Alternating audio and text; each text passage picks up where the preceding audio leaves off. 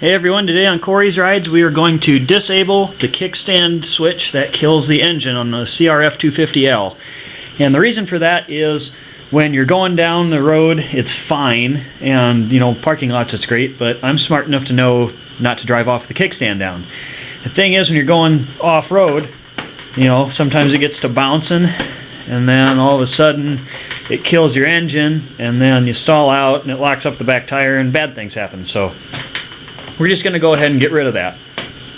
I do have the bike partially torn down for other projects. You only need to take this side cover off, I believe, so I'm going to go ahead and take that off. Alright, now inside here there is a green connector that we need to get to because we need to put a jumper wire in there. Now I've got extra wiring on my bike for GPSs and heated gear and other stuff, so I've also got other projects going on. I'm going to take the front plastic and tank off. You don't necessarily need to do this if you can get inside this plug cover here.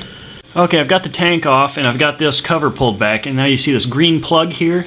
That's the one we want. And what it looks for, what the bike looks for, is when it is up, it looks for a complete circuit. When it is down, it looks for an open circuit. And the reason for that is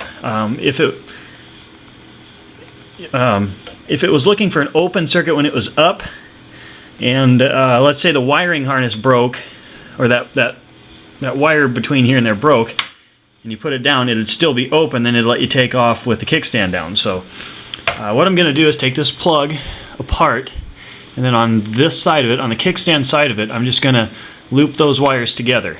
Okay, I've got it disconnected, and I'm going to take as much of this as possible so I have enough wire that I can go back.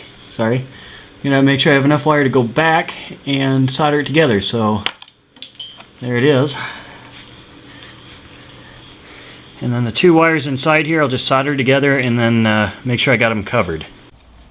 Okay, I've got the wires stripped and I've got the strands twisted together, so I'm going to go ahead and solder it. And then I'll show you, once I get a little bit closer, what I'm going to do with this shrink tube.